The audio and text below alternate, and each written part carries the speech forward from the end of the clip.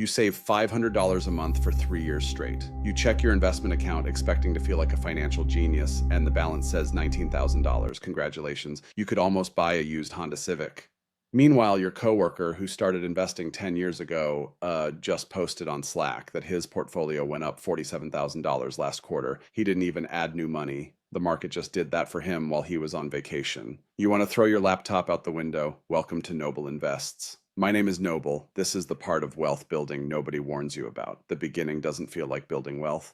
It feels like stuffing cash into a mattress that's slowly deflating. You're doing everything right, maxing your Roth IRA, buying index funds, living below your means, and your net worth is crawling forward like a drunk snail. What you're experiencing isn't failure, it's physics. Imagine pushing a giant boulder up a mountain, not a cute rock you can kick around. I'm talking about a 2-ton slab of granite that barely moves when you throw your entire body weight against it. The first 100 feet are agony. Your legs are shaking, you're drenched in sweat. You look back and you've moved 12 feet in an hour. This is you from zero to your first $100,000. It's supposed to hurt. It's supposed to feel impossible because right now you're doing 100% of the work. But here's what keeps people pushing. There's a specific point on that mountain, a mathematical threshold, where the angle of the hill shifts just enough that gravity stops fighting you and starts helping you. The boulder begins to roll on its own. You're still pushing, but now the thing has momentum. Then you hit the steeper part of the descent and you're not pushing anymore. You're just trying not to get run over. That's the snowball effect, and it doesn't start on day one. It starts after you've already bled for it.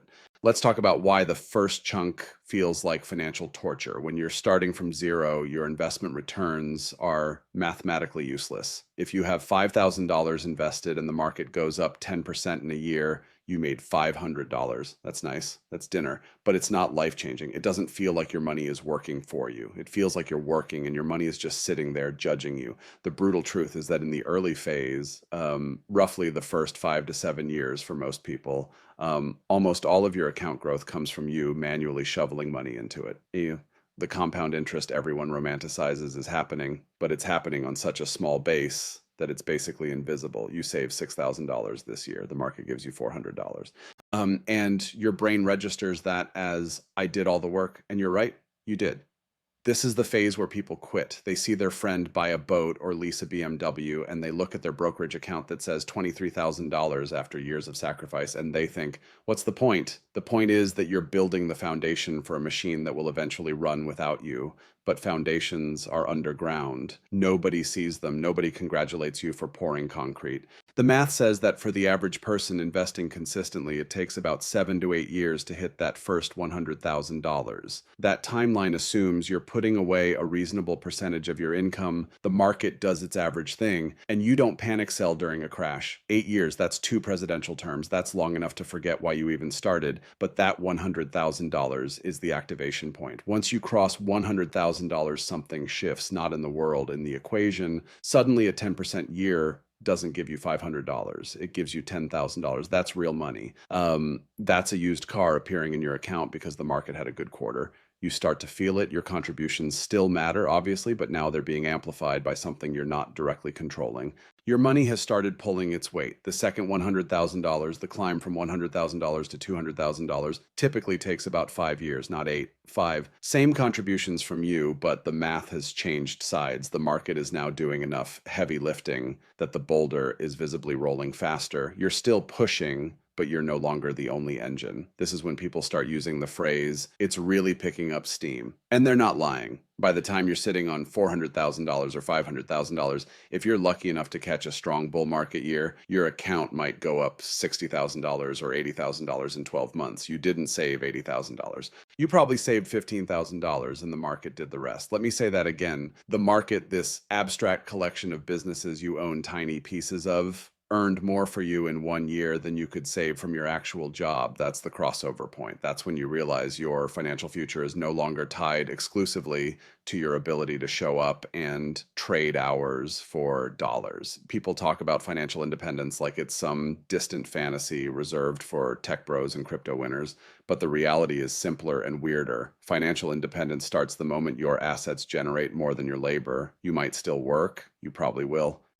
but the existential terror of if I lose my job, I lose everything starts to dissolve because your portfolio is now a second income stream that doesn't call in sick. So how do you get there faster? You can't hack compound interest. It's math, not a life hack, but you can hack the inputs. The first $100,000 is 80% brute force, 20% market returns. That means your only lever is increasing how much you're shoveling into the machine. Earn more, spend less, save the difference. It's not sexy. There's no algorithm. You're just trying to feed the snowball as fast as possible before it starts rolling on its own. The other lever is time, which you can't buy, but you can stop wasting. Every year you delay starting is a year you lose at the back end when the compounding is doing the most work.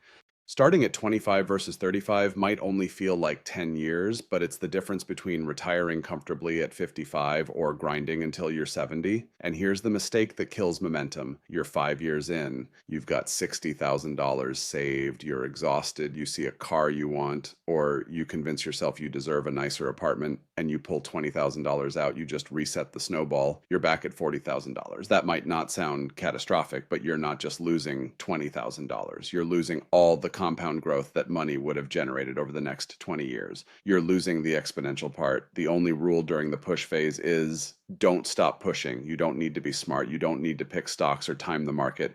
You just need to be consistent and patient enough to survive the boring part. The math doesn't care about your feelings. It will work if you let it. So what happens after you've crossed that invisible threshold? Once you're past $500,000 or $600,000, the game fundamentally changes. You stop checking your account every week because frankly, the swings are so massive, they'll either thrill you or give you a heart attack, and neither response is productive. A bad month might see your portfolio drop $30,000. A good month might add $50,000. These aren't numbers you saved. These are numbers the market is just moving around and you're along for the ride. This is the part nobody warned you about. When your net worth starts jumping around by more than your annual salary, your relationship with money gets weird. You'll have this surreal moment where you lose what used to be 6 months of salary in a market dip, and you'll just shrug and make a sandwich because you've internalized that it's not real until you sell. Here's where the velocity gets absurd. Let's say you're sitting on $700,000. The market has an average year, gives you 8%. That's $56,000 in growth. You probably contributed $18,000 from your paycheck. Your money earned 3 times what you saved. You worked all year, showed up, did your job, and your portfolio, sitting in the corner doing absolutely nothing, out-earned you by a factor of 3. That's not a flex, that's geometry.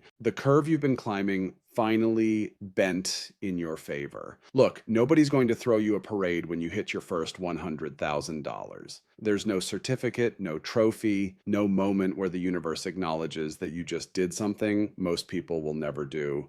You'll just log into your brokerage account one random Tuesday, see 6 figures, and probably feel nothing because you've been staring at spreadsheets for 8 years. But that's the point. The activation isn't supposed to feel like winning the lottery. It's supposed to feel inevitable because you built a system that doesn't require motivation or inspiration or market timing.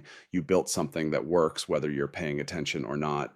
So if you're still in the push phase, grinding it out, watching your account move like continental drift, don't stop. You're not behind. You're exactly where the math says you should be. And if you're already past the activation point, sitting on $500,000 or more, don't get stupid now. The finish line isn't a number. It's the moment you realize you don't need to keep score anymore. If this changed how you think about investing, hit that subscribe button. I'm breaking down the real math of wealth building every week here at Noble Invests. Drop a comment. Where are you on the snowball journey? Let's talk about it.